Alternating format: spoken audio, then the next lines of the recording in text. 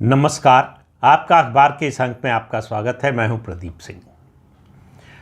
लोकसभा चुनाव का नतीजा आ गया। कांग्रेस इस समय बम बम है। कांग्रेस के साथ साथ उसके जो गठबंधन के साथी दल हैं वो भी बहुत उत्साहित हैं।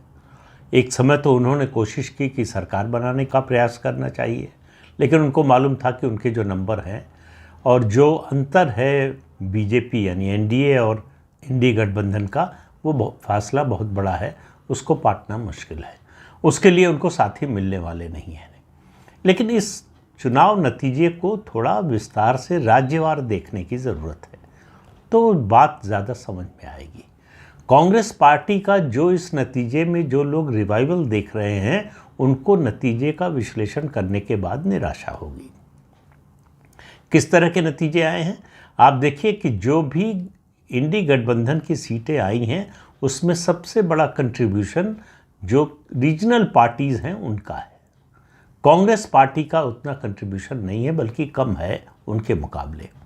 और जहाँ जहाँ भाजपा और कांग्रेस की सीधी लड़ाई हुई है वहाँ कांग्रेस कमज़ोर नज़र आई है।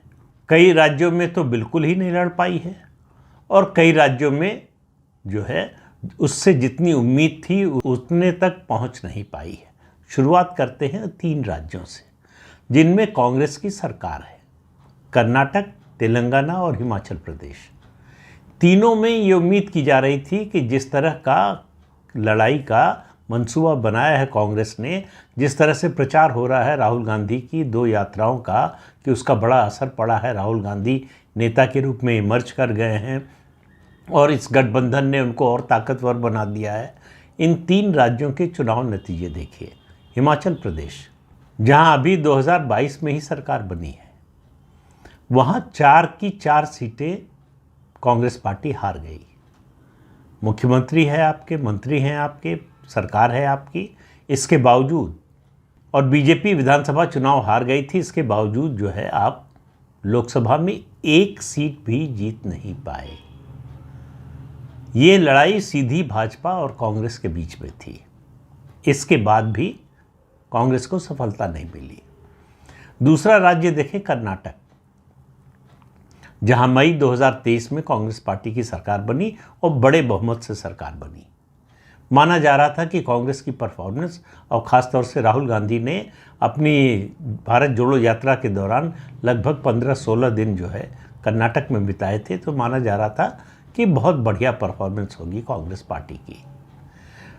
और भारतीय जनता पार्टी का मनोबल गिरा हुआ था जब से वो विधानसभा चुनाव हारी। वहाँ नेतृत्व में पीढ़ी का परिवर्तन हो चुका था, उसका नुकसान हुआ था। लिंगायतों की नाराज़गी का नुकसान हुआ था और कई चीज़ें थी जो भारतीय जनता पार्टी के खिलाफ जाती थी। ऐसे में कांग्रेस से बड़े मार्जिन से जीत की उम्मीद थी। 28 सीटें हैं लोकसभा की कुल कर्नाटक में। पिछली बार बीजेपी 25 और एक इंडिपेंडेंट को उसने समर्थन दिया था, तो 26 सीटें कह सकते हैं कि जीती थी। इस बार भारतीय जनता पार्टी का गठबंधन जनता दल सेकुलर, जो एचडी देवेगौड़ा की पार्टी है, उससे था। उसको 3 सीटें दी थी गठबंधन में बीजेपी ने और 25 सीटों पर खुद लड़ी थी। 3 में से 2 सीटें जेडीएस जीत गया, 25 में से 17 सीटें बीजेपी जीत गई। कांग्रेस के हाथ सिर्फ 9 सीटें लगी। अब ये सरकार की परफॉर्मेंस का असर कहिए, और दूसरी तरफ आप देखिए लोकसभा चुनाव में 10 साल की एंटी इनकम्बेंसी। उसके मुकाबले सरकार की गारंटी का ये सिलसिला जो है कांग्रेस पार्टी ने कर्नाटक से शुरू किया था। उसने कहा हमने 4 या 5 गारंटियां दी थी, सबकी सब पूरी कर दी। सब पूरी करने के बाद भी लोकसभा चुनाव में 28 में से कांग्रेस सिर्फ 9 सीटें जीत पाई। यहां भी उसका भाजपा से सीधा मुकाबला था 3 सीटों को छोड़ के, या कहें कि भाजपा गठबंधन का जो है एनडीए से सीधा मुकाबला था सभी 28 सीटों पर। यहां तक कि डीके शिव कुमार, जो डिप्टी चीफ मिनिस्टर हैं, उनके भाई बेंगलोर रूरल से चुनाव हार गए, डीके सुरेश। बीजेपी के डॉक्टर मंजूनाथ, जो एचडी देवेगौड़ा के दामाद हैं, लेकिन वो चुनाव भारतीय जनता पार्टी के सिंबल पर लड़े थे, वो चुनाव जीत गए। तो इससे कर्नाटक में कांग्रेस की सरकार बनने के बाद बहुत बड़ा कोई अंतर आ गया हो, ऐसा दिखाई नहीं देता है। बीजेपी बहुत से कारणों की वजह से कमज़ोर विकेट पे थी, तब भी वो 25 में से 17 सीटें जीतने में सफल रही। अब तीसरा राज्य जहां कांग्रेस पार्टी की सरकार है, तेलंगाना। अभी अभी सरकार बनी है, 2023 में ही सरकार बनी है, और वहाँ बीआरएस जो वहाँ की रूलिंग पार्टी थी, पहले टीआरएस फिर बीआरएस बनी। के चंद्रशेखर राव मुख्यमंत्री थे, 10 साल से मुख्यमंत्री थे। उनकी पार्टी विधानसभा चुनाव बहुत बुरी तरह से हार गई। लोकसभा चुनाव में माना जा रहा था ट्रायंगुलर कंटेस्ट होगा, लेकिन बाइपोलर हो गया। कांग्रेस और बीजेपी में सीधी लड़ाई हो गई। तो कांग्रेस पार्टी तेलंगाना में बहुत मजबूत थी, उसकी स्पष्ट बहुमत की सरकार है, नई नई सरकार बनी है। इसके बावजूद 17 सीटें जो कुल हैं तेलंगाना में लोकसभा की, उनमें से 8 सीट कांग्रेस को मिली है, 8 बीजेपी को मिली है, 1 एआईएमआईएम को मिली है, यानी असदुद्दीन ओवैसी को मिली है। तो बीजेपी ने बराबरी करने में सफलता हासिल की। कांग्रेस पार्टी यहां भी बीजेपी से आगे नहीं निकल पाई। तो ये कांग्रेस पार्टी की सरकार रहते हुए हुआ, और ऐसे में हुआ जब बीआरएस पूरी तरह से बिखर गई, साफ हो गई, हाशिए पर चली गई। तब भी बीआरएस की पूरी जगह लेने में कांग्रेस पार्टी सफल नहीं हुई।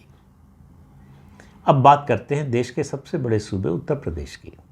उत्तर प्रदेश में सपा और कांग्रेस का गठबंधन था। कांग्रेस 17 सीटों पर लड़ रही थी और समाजवादी पार्टी 63 सीटों पर। समाजवादी पार्टी को 37 सीटों पर सफलता मिली और कांग्रेस को सिर्फ 6 पर। तो कांग्रेस का स्ट्राइक रेट लगभग 33-34% का आता है। तो इस गठबंधन जिसमें एक झूठे नैरेटिव कि बीजेपी फिर से तीसरी बार आई तो वो आरक्षण खत्म कर देगी, संविधान खत्म कर देगी, वो नैरेटिव चलाने के बाद दलित वोटों का शिफ्ट होना इस गठबंधन की तरफ, जो इंडी गठबंधन है उसकी तरफ, इस सब के बावजूद कांग्रेस पार्टी 6 से ज़्यादा सीटें नहीं जीत पाई। और ज़्यादा सीटें जीती समाजवादी पार्टी, यानी रीजनल पार्टी। नेशनल पार्टी को उतनी बड़ी सफलता नहीं मिली। बीजेपी को 33 और गठबंधन के सहयोगियों के साथ 36 सीटों से संतोष करना पड़ा। बीजेपी की ये बड़ी हार थी, उत्तर प्रदेश में बड़ा सेटबैक लगा। उस सेटबैक के बावजूद कांग्रेस पार्टी अपनी स्थिति में कोई बहुत बड़ा सुधार करने में सफल नहीं हुई। उसका स्ट्राइक रेट समाजवादी पार्टी की तुलना में भी कम रहा। तो इससे आप अंदाज़ा लगाइए कि कांग्रेस पार्टी का उभार कहाँ हो रहा है। उत्तर प्रदेश में वो जो सीटें जीती हैं वो समाजवादी पार्टी के कंधे पर सवार होकर जीती है। उसका अपना कोई योगदान जो है इस जीत में है नहीं। सिर्फ इतना हुआ है कि उसके साथ आने से मुस्लिम वोटों का बंटवारा नहीं हुआ, जिसका फ़ायदा दोनों पार्टियों को मिला। समाजवादी पार्टी को ज़्यादा मिला, कांग्रेस पार्टी को कम मिला। ये नतीजे में दिखाई देता है। तो अगर आप राज्यवार देखते जाएं तो रीजनल पार्टीज़ ने बीजेपी को रोकने में ज़्यादा सफलता हासिल की है बजाय कांग्रेस पार्टी के। अब पश्चिम बंगाल आ जाइए, वहाँ है कहने को तो इंडी गठबंधन है, लेकिन ममता बनर्जी ने कांग्रेस और सीपीएम के लिए एक भी सीट नहीं छोड़ी। वहाँ ममता बनर्जी को 42 में से 29 सीटें मिली हैं। तो बीजेपी को रोकने में अगर कोई सफल हुआ पश्चिम बंगाल में तो वो ममता बनर्जी हैं। कांग्रेस पार्टी और सीपीएम का गठबंधन नहीं है। कांग्रेस और सीपीएम के गठबंधन को 42 में से सिर्फ 1 सीट मिली है, वो भी कांग्रेस की सीट है। पिछली बार कांग्रेस को 2 सीटें मिली थी। अधीर रंजन चौधरी जो लोकसभा में उनके नेता थे वो अपना चुनाव हार गए। तो ये पश्चिम बंगाल की स्थिति है। और ममता बनर्जी इंडी गठबंधन में हैं या नहीं हैं ये बता पाना बड़ा मुश्किल है। अभिषेक बनर्जी चुनाव नतीजे आने के बाद इंडी गठबंधन के ज़्यादातर जो दल हैं उनके बड़े नेताओं से मिले, सिर्फ नहीं मिले तो राहुल गांधी से। तो इससे भी आप अंदाज़ा लगा लीजिए। और आपको मैं पहले कई बार बता चुका हूं कि ममता बनर्जी राहुल गांधी का नेतृत्व स्वीकार करने के लिए कतई तैयार नहीं है। वो राहुल गांधी को बहुत ही ज़्यादा नापसंद करती है। तो इस गठबंधन के साथ उनका कैसा संबंध रहेगा भविष्य में, रहेगा कि नहीं, ये भी कहना मुश्किल है। तो इस गठबंधन की मेरी नज़र में अगर सबसे कमज़ोर कड़ी कोई है तो वो ममता बनर्जी की तृणमूल कांग्रेस है। वो चुनाव के दौरान ही बोल चुकी हैं कि अगर इंडी गठबंधन की सरकार बनी तो वो बाहर से समर्थन देंगी। अब तो सरकार भी नहीं बनी है तो उनके बाहर से भी समर्थन की ज़रूरत नहीं है। और उन्होंने चुनाव में जो है सीटों का कोई तालमेल नहीं किया। तो ममता बनर्जी एक तरह से एकला चलो के रास्ते पर चल रही है। अभी तक उनका कोई ऐसा बयान इंडी गठबंधन के समर्थन में जो बहुत उत्साह बढ़ाने वाला हो नहीं आया है। तमिलनाडु में बीजेपी की बढ़ती हुई ताकत को अगर किसी ने रोका है तो वो द्रविड़ मुनेत्र कड़गम यानी डीएमके एमके स्टालिन ने रोका है। कांग्रेस पार्टी नहीं रोक पाई। बल्कि केरल में भारतीय जनता पार्टी पहली बार अपना खाता खोलने में सफल हो गई। और आखिर में देश के दूसरे लोकसभा सीटों की संख्या के लिहाज से दूसरे सबसे बड़े राज्य महाराष्ट्र की बात। महाराष्ट्र में बीजेपी जो है अपने पिछले परफॉर्मेंस को दोहरा नहीं पाई, बहुत बुरी स्थिति में रही। महाराष्ट्र में इंडी गठबंधन को 48 में से 30 सीटें मिली। अब इन 30 सीटों में आप देखिए 9 सीटें उद्धव ठाकरे को मिली, 8 सीटें जो है मिली शरद पवार के गुट को, यानी 17 सीटें। 30 में से 17, कांग्रेस को सिर्फ 13 सीटें मिली। इससे आप अंदाज़ा लगा लीजिए कि पार्टी टूटने और पार्टी का चुनाव चिन्ह और नाम दोनों छिन जाने के बावजूद शरद पवार और उद्धव ठाकरे की परफॉर्मेंस कांग्रेस से बेहतर रही। कांग्रेस पार्टी जिन सीटों पर लड़ी, ज़्यादातर जगहों पर उसका मुकाबला सीधा बीजेपी से था। इसके बावजूद वो अपनी परफॉर्मेंस को बहुत ज़्यादा जैसी उम्मीद थी उस तरह से, और ये गठबंधन की जो ताकत थी, सामाजिक आधार था, उसके अनुसार परफॉर्म करने में जैसा उद्धव ठाकरे और शरद पवार ने किया उसमें सफल नहीं रही। बीजेपी के लिए संतोष की बात ये रही कि एकनाथ शिंदे ने ये साबित कर दिया कि वो सिर्फ एमएलए और एमपी लेकर नहीं आए, पार्टी का जनाधार भी लेकर आए। वो उद्धव ठाकरे से कम सीटें लड़े, इसके बावजूद उद्धव ठाकरे से सिर्फ 2 सीटें कम जीते। उद्धव ठाकरे की पार्टी जो है वो 9 सीटों पर विजयी रही और एकनाथ शिंदे 7 सीटों पर 15 सीटें लड़े थे। उद्धव ठाकरे 26 से 28 सीटों पर लड़े थे और सिर्फ 9 जीते। तो उद्धव ठाकरे से बेहतर परफॉर्म किया बीजेपी के एलआई एकनाथ शिंदे ने। और उसके अलावा बात खत्म नहीं होगी बिहार की बात किए बिना। ये माना जा रहा था कि तेजस्वी यादव उभरता हुआ सितारा है और वो बिल्कुल जो है एनडीए को बिहार से उखाड़ फेंकेंगे। लेकिन नतीजा आया तो ठीक उल्टा आया। बीजेपी लगभग अपनी पिछली परफॉर्मेंस के करीब करीब पहुंची और आरजेडी और कांग्रेस का गठबंधन जो है फिसड्डी साबित हुआ। न आरजेडी को बड़ी सफलता मिली, न कांग्रेस पार्टी को।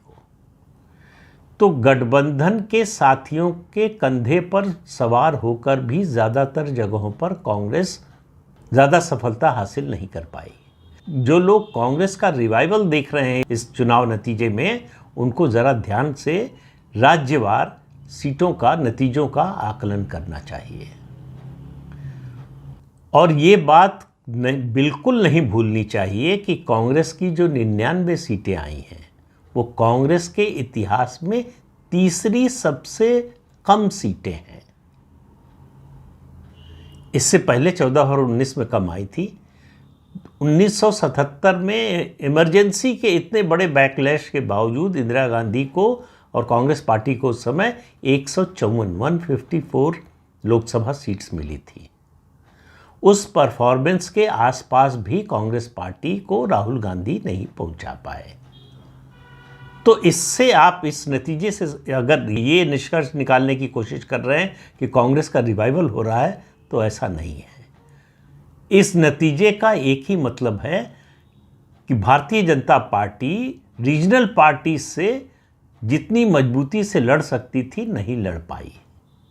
रीजनल पार्टीज ने बीजेपी को रोकने का काम किया। जो बीजेपी की 63 लोकसभा सीटें कम आई हैं, वो उसको कम करने में सबसे बड़ा योगदान रीजनल पार्टीज का है, कांग्रेस पार्टी का नहीं। बल्कि कांग्रेस पार्टी तो जो है अपने गठबंधन के साथियों के खिलाफ लड़कर ज़्यादा जीती है।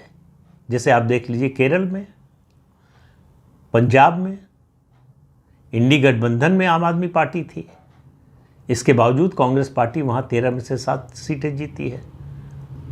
20 में से 14 सीटें कांग्रेस पार्टी जो है केरल में जीती है। तो अपने साथी दलों को रोकने में ज़्यादा बड़ी भूमिका निभाई है कांग्रेस पार्टी ने, बजाय बीजेपी को रोकने में। और ख़ास तौर से जहाँ जिन राज्यों में 3 राज्यों में उसकी सरकार है, वहाँ तो वो बुरी तरह से फ्लॉप हुई है। तो किसी निष्कर्ष पर पहुँचने से पहले इन आंकड़ों को ज़रूर देख लीजिए। तो इस अंक में इतना ही, अगले अंक में फिर मिलेंगे किसी नए मुद्दे के साथ। तब तक के लिए अनुमति दीजिए। आपसे अनुरोध है कि ये चैनल देखिए, शेयर कीजिए, लाइक कीजिए और सब्सक्राइब ज़रूर कीजिए। नमस्कार।